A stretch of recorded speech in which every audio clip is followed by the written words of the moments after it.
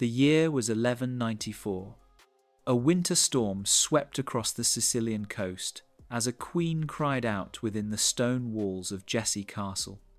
Inside, by flickering torchlight, Constance of Sicily, the last heir of a Norman dynasty, gave birth to a boy, a child who would one day call himself Emperor of the World.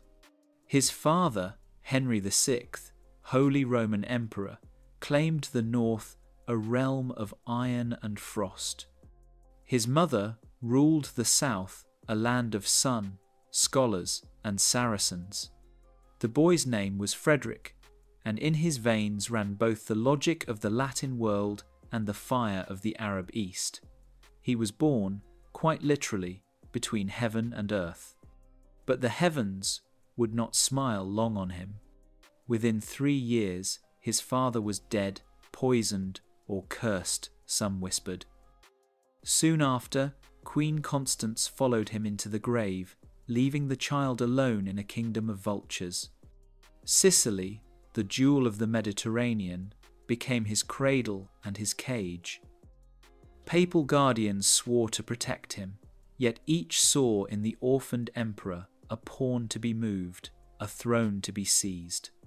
Frederick was raised not in safety, but in a storm of betrayal. And yet, from that storm, a strange mind began to awaken.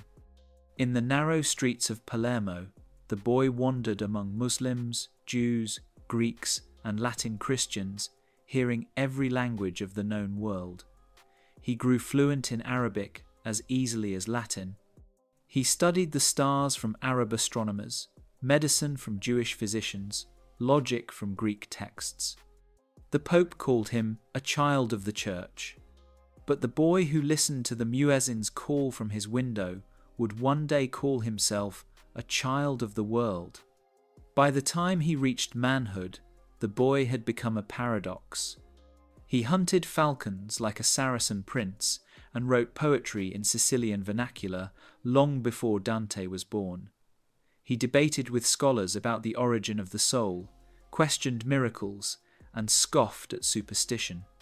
To the medieval mind, he was both fascinating and terrifying, a ruler who seemed to love reason more than God.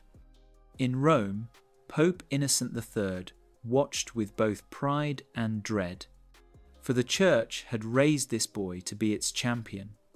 But as Frederick's mind sharpened, his faith grew thin. And in that thinness, the papacy saw the shape of a future enemy.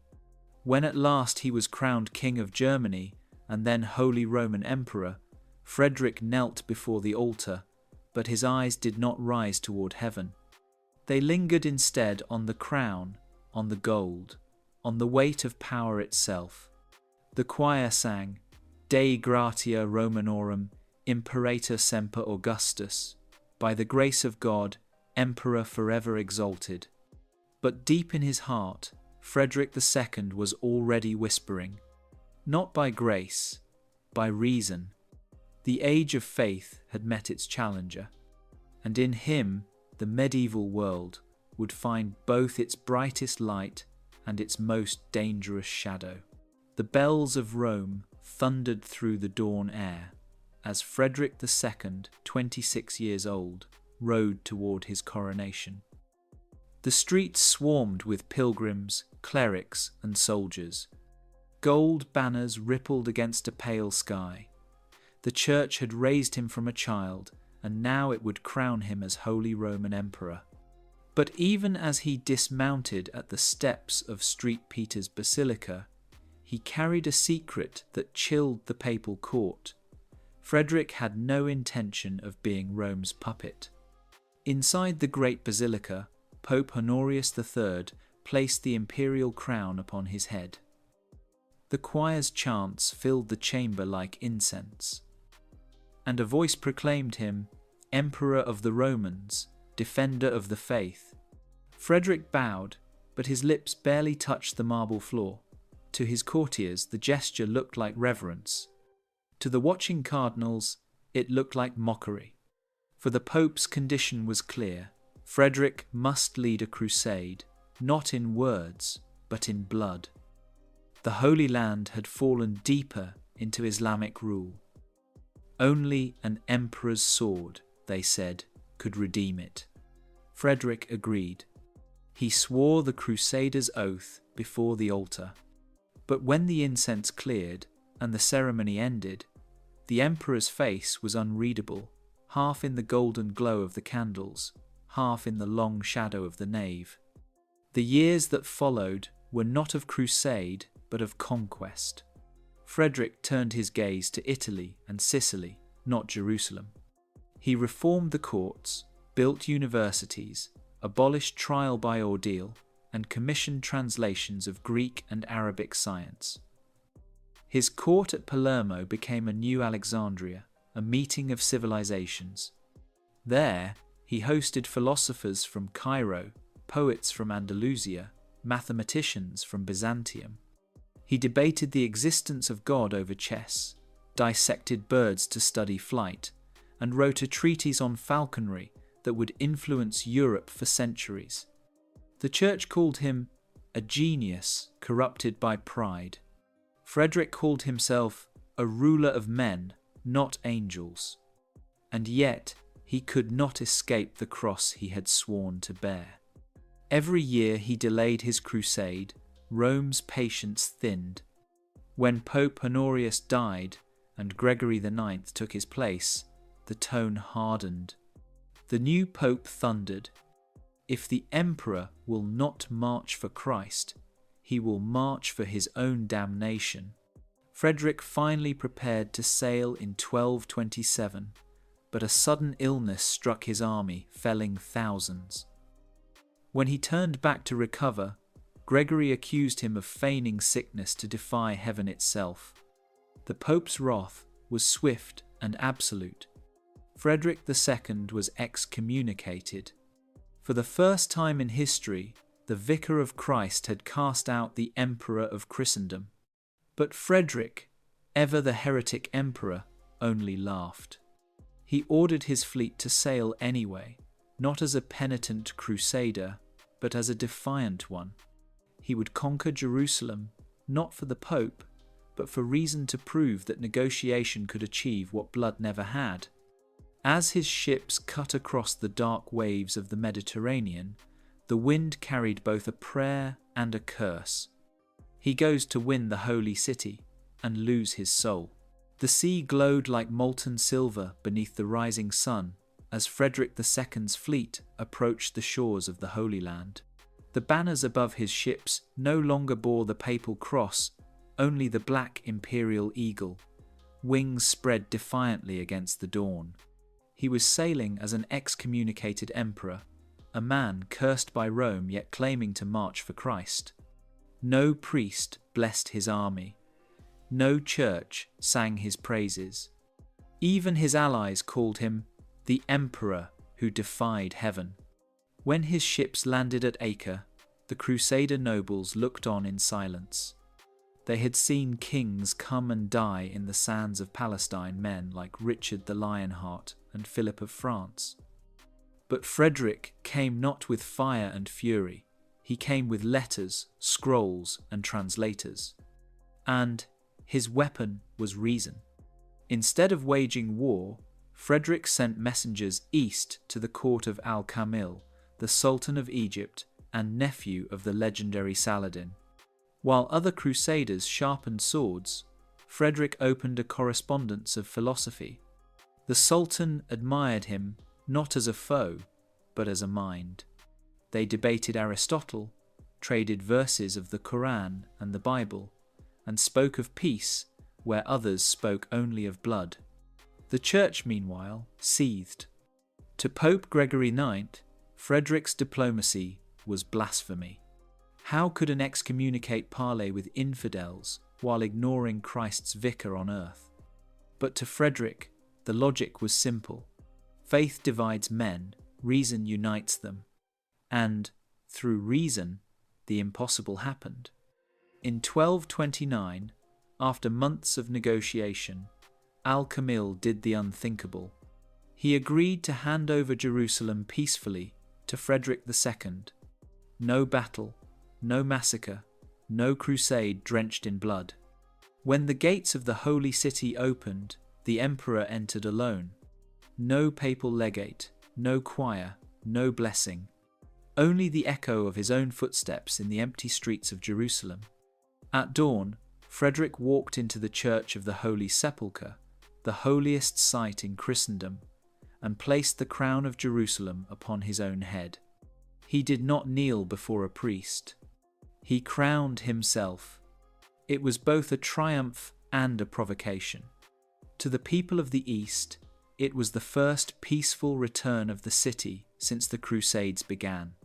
To Rome, it was an abomination, a heretic emperor wearing Christ's crown without the Church's hand. Gregory IX thundered from the papal throne. Better that the infidel rule Jerusalem than a man who mocks the sacraments. But Frederick did not answer. He was already on his way home, sailing across calm waters, a king crowned by his own will and by the logic of peace rather than the madness of faith. When he returned to Sicily, he found his name cursed from every pulpit in Europe. Papal armies had invaded his lands.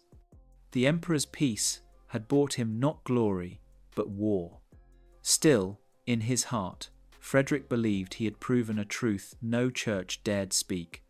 That heaven did not need thunder to rule only reason.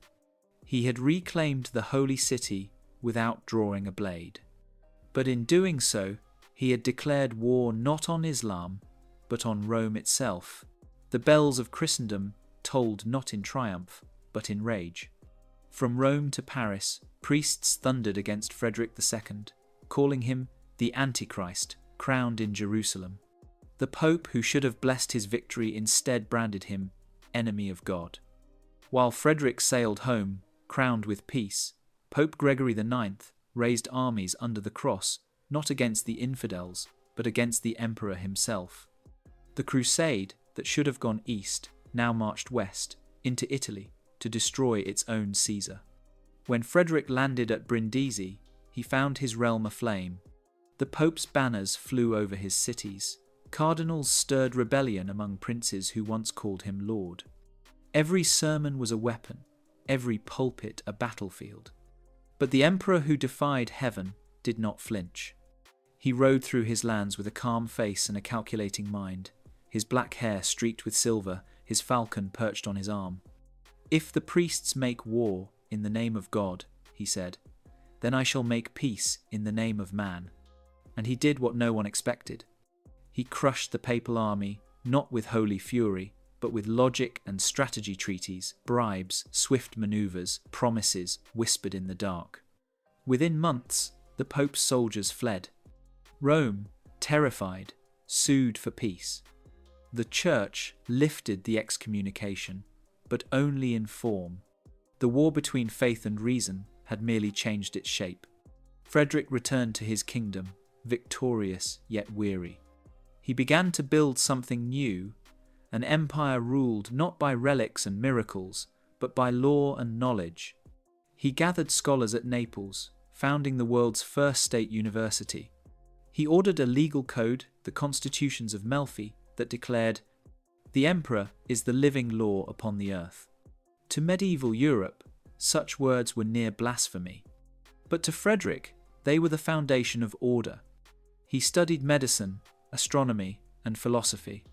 He sent envoys to the Muslim world, not as conquerors, but as students. He built observatories, bred falcons, and wrote a treatise on birds that revealed the mind of a scientist centuries ahead of his time. And in every corner of his realm, whispers spread. The emperor has replaced the church with reason. He studies nature more than scripture. He speaks with infidels, and believes in none. The Pope could not abide it. Gregory IX, now old and bitter, denounced him again, this time not as a sinner, but as a heretic emperor, a forerunner of the devil. Rome declared another crusade, not to reclaim the Holy Land, but to destroy the man who had brought reason into Christendom. And yet, even as the papal armies marched, Frederick laughed. "They call me the beast of the apocalypse," he said. "Then let them fear the beast they have made." He rode out to meet them once more, banners snapping under storm clouds, the imperial eagle glinting like obsidian in the sun. Priests preached damnation, poets sang defiance. The world held its breath as the emperor who defied heaven faced the armies of the church not with prayers, but with the cold brilliance of his mind. The wind off the Tyrrhenian Sea swept through the marble courtyards of Lucera, carrying the cries of falcons and the murmur of scholars. Here, in the heart of southern Italy, Emperor Frederick II built what he called the New World. Not a world of priests and relics, but of laws, logic, and learning. He called his court a mirror of all wisdom. Within its halls gathered men of every faith and tongue. Muslim astronomers, Jewish physicians, Greek mathematicians, Latin poets, Arab philosophers. The emperor sat among them, not as a king above subjects, but as an equal in pursuit of truth. "Tell me," he would say, as they debated the motions of the stars, "if the heavens obey reason, why should not men?" The Pope called him a blasphemer. But to Frederick, faith without reason was ignorance, and ignorance was the root of tyranny. He abolished trial by ordeal, where men plunged hands into boiling water to prove innocence. He replaced it with written law, evidence, and testimony. He established medical regulations, tax reforms, and public education in an age when most rulers still relied on superstition. He declared that all citizens, even serfs, had rights before the law. And when the church protested that divine authority outranked human justice, Frederick replied, "I am God's servant in governance, but I am no man's slave in thought." At night, he walked alone in the gardens of his palace at Palermo, watching the stars glint like scattered wisdom above the sea. He studied Arabic manuscripts by lamplight and wrote his own treatises on falconry, philosophy, and the soul. He sent letters to scholars as far as Baghdad and Cairo, seeking knowledge, not conquest. The Muslims called him Al-Qaisar al-Kabir, the Great Caesar. Even the Sultan, who once faced him, said, "He is of us, not of them." But to the church, this tolerance was treason. For every priest silenced, every monk questioned, the Vatican saw not enlightenment, but rebellion. Pope Gregory IX thundered again. The emperor denies the faith of Christ and exalts the false wisdom of pagans. And when he died, his successor, Innocent IV, took up the cross against him once more. Frederick's own bishops turned against him. Cardinals plotted with German princes. And in the streets of Rome, pamphlets called him the Dragon of the Apocalypse, the emperor foretold in Revelation. Yet Frederick pressed on. He commissioned new fortresses shaped like perfect octagons, symbols of harmony between heaven and earth.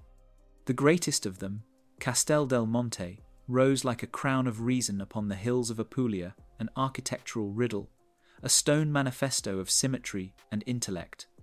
Visitors who entered whispered it was not a castle at all, but a cathedral to the mind, built by a man who sought truth in proportion rather than prayer. Frederick smiled when he heard such words. "Let them say I am no saint," he said. "I would rather be remembered as a man who understood creation, not one who feared it." But as he built his empire of reason, shadows lengthened. The church conspired with the northern princes, and whispers of rebellion spread through Germany. His son rebelled, his nobles wavered. Even his scholars began to ask whether wisdom could save a world ruled by faith. The dream of a rational empire had reached its zenith, and now began its fall. The year was 1246, and the empire that once stretched from the Alps to Jerusalem began to crack like old marble. The sun still glowed upon Frederick's banners, but beneath their golden eagle, loyalty was fading. For decades, he had ruled by intellect and iron, but even the brightest star burns itself out. And now, the church that called him the Antichrist, and the princes who feared his mind were closing in together, united by hatred more powerful than faith. It began with betrayal. In Germany, his son Henry, once the heir to all he had built, turned against him. Pope Innocent IV saw opportunity and blessed the rebellion as holy. Frederick's armies crushed it, but the cost was unbearable. Henry was imprisoned, and Frederick, the philosopher king, was left haunted by his own blood. "The stars obey their courses," he said bitterly, "but the hearts of men obey only envy." In Italy, papal troops swept south again under the banner of the cross. The Church offered absolution to any man who raised a sword against his emperor. Knights who once knelt before Frederick now marched against him, chanting prayers that cursed his name. Then came the Council of Lyon. There, in 1245, Pope Innocent IV stood before the gathered bishops of Europe and pronounced judgment. Frederick, called emperor, is hereby deposed. He is no ruler, but a servant of Satan, a man who mocks heaven with human pride. It was the first time in history a pope had tried to unmake an emperor. Frederick's answer was a letter cold, sharp, and fearless. "The Lord gave me this crown not through priests, but through conquest. If heaven denies me, then I shall reign by the justice of the earth." But even as his words echoed across Europe, his strength waned. His allies fell away. The Italian cities he once tamed rose in revolt. The treasury that funded his courts of scholars now paid for mercenaries and siege engines. Still, he fought with the brilliance that had once tamed popes and kings. He outwitted armies with feints, won impossible battles through strategy alone. His mind was still fire, but his empire was ash. In the final years, those closest to him began to die.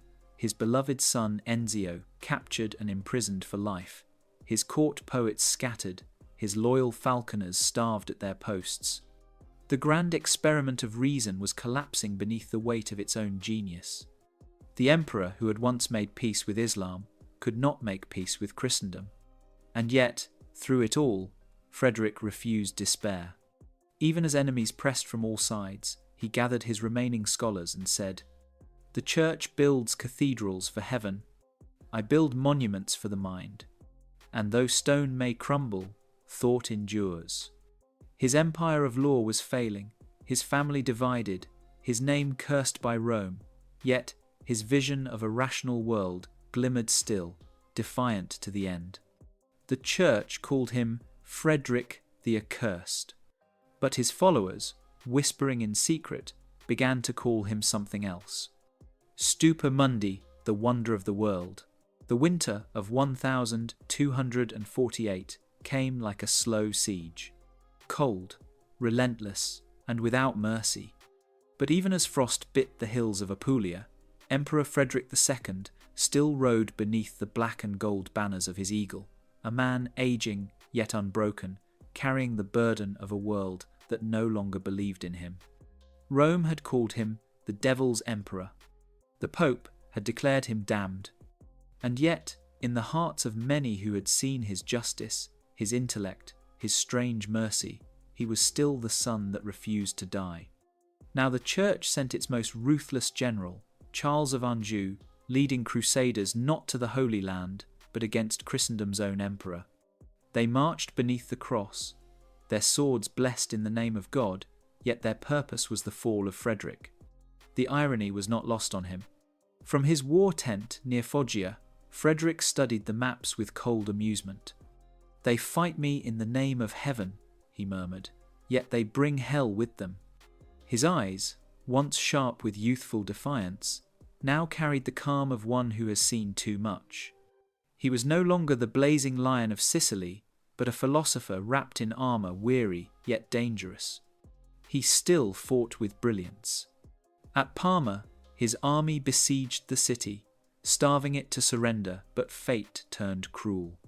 A surprise assault shattered his camp, his war chest, banners, and treasures were lost. The Church called it divine justice. Frederick called it human folly. In defeat, he did not despair. He withdrew to the south, regrouped, rebuilt, and struck again. Every loss became a lesson. Every battle, an argument in the grand debate between faith and reason. He waged war as a scholar wages discourse measured, relentless, seeking truth even in ruin. His enemies saw him as a monster, but those who served him saw something greater, an emperor who debated theology with monks by day and rode into battle by night, a ruler who quoted Aristotle before unsheathing his sword, a man who had made knowledge itself a weapon. Yet his body began to betray him. The illnesses of age crept in, fever haunted his nights. His doctors, Jewish and Arab alike, could not heal him. But when they urged him to pray for divine mercy, Frederick only smiled faintly. "If heaven made me sick," he said, "then heaven may study its own creation." He withdrew to his castle at Fiorentino, surrounded by his last loyalists.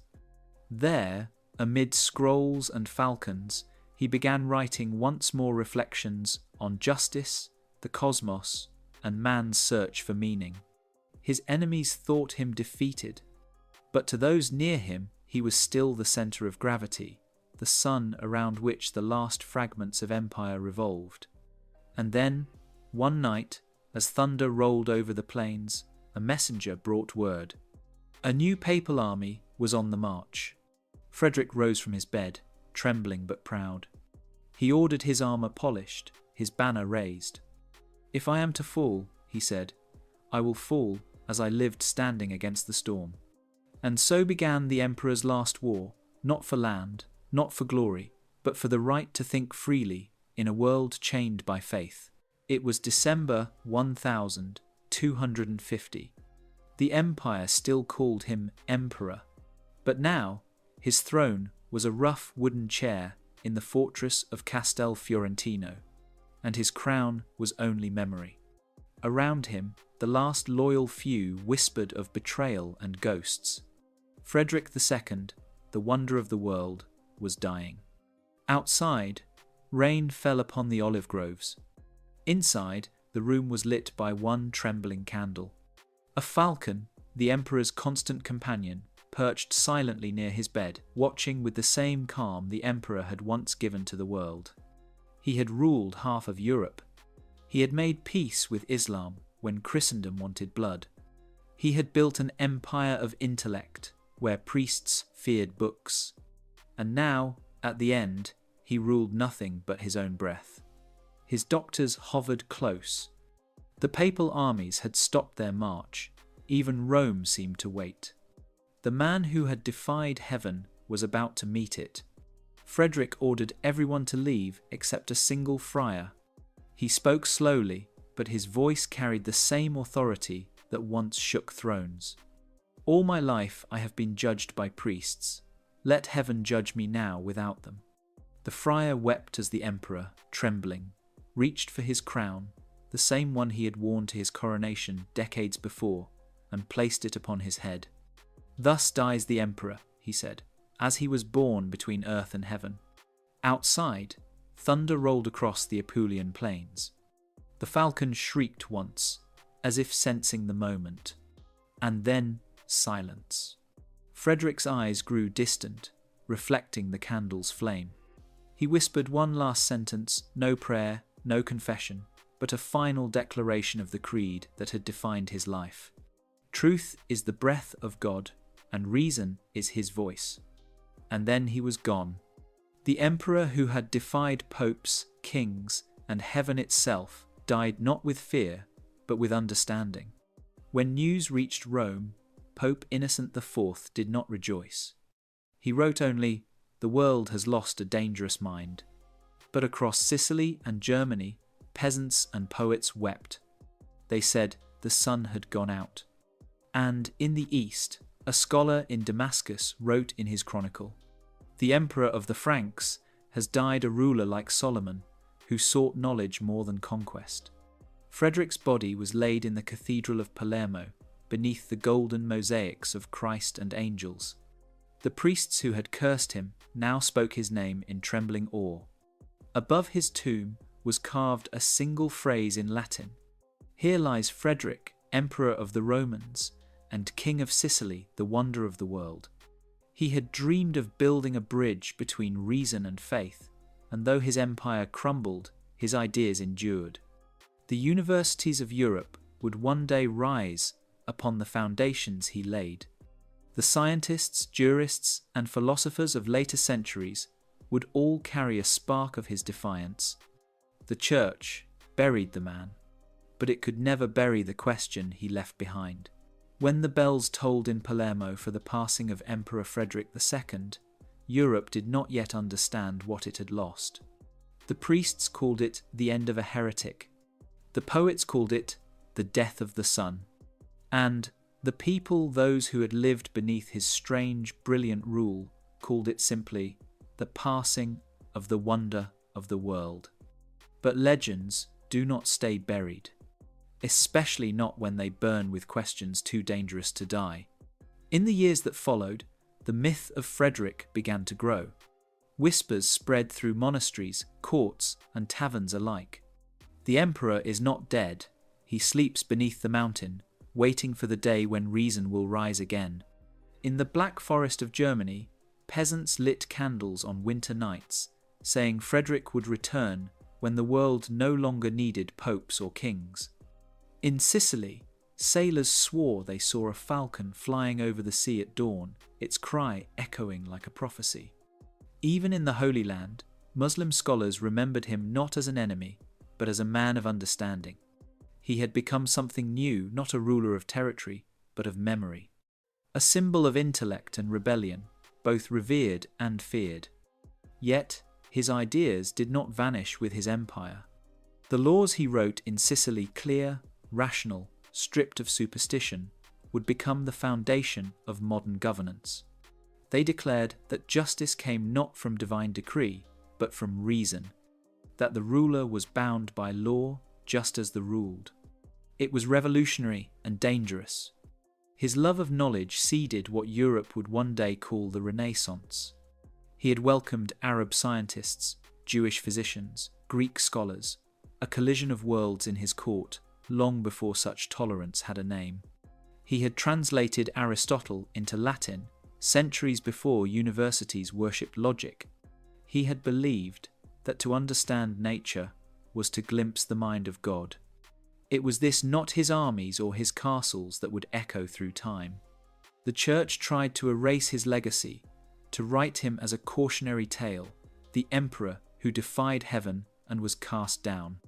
But time has a way of turning condemnation into curiosity. By the 15th century, philosophers studying reason whispered his name with admiration. By the 18th, Enlightenment thinkers called him the first modern man. Voltaire once said, "Had Frederick lived in our century, he would have worn no crown, only the laurel of a philosopher." And, in a sense, he was right. Frederick's empire had died, but his vision had triumphed. A world where thought was sacred and faith could no longer chain the mind. In a dusty monastery centuries later, a monk found one of Frederick's letters. It read, "Let men seek truth, for in truth is God himself.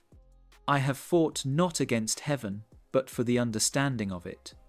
The monk copied the words quietly, fearing the Inquisition.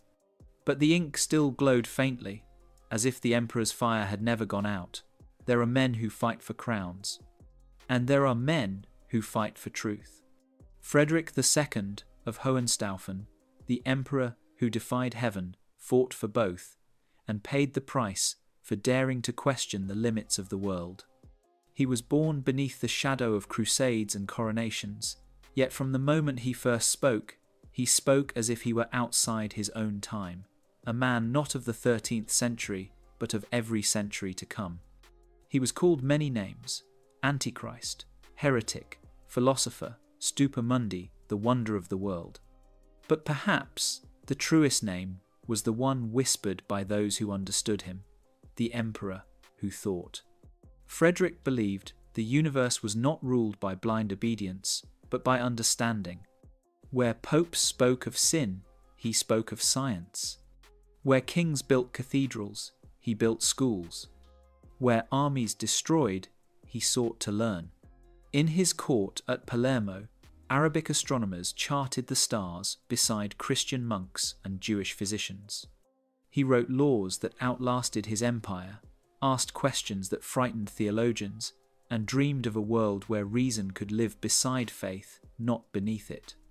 He stood before the church not as a rebel, but as a mirror showing it what power looked like when guided by thought rather than fear. And for that, they called him the devil. When he died in 1250, popes celebrated, kings relaxed, and priests preached that heaven had triumphed over pride. But the truth? He had already won. Every university that rose in Europe carried his shadow. Every scholar who questioned authority carried his flame. Every free mind that dared to look beyond dogma walked the same path he carved through centuries of darkness. The man Rome condemned became the idea the world could never kill. His bones rest in Palermo, but his legacy lives in every classroom, every scientific law, every moment when a question challenges blind belief. Frederick II did not seek to destroy faith, he sought to elevate it, to make it worthy of the God it claimed to serve. He believed that if heaven was real, it would not fear inquiry, and perhaps, in that defiance, he came closer to understanding the divine than any priest who cursed his name. 8 centuries later, his words still whisper through the corridors of history. The world is not against God. It is the work of God waiting to be understood. He defied heaven, and in doing so, taught humanity to reach for it.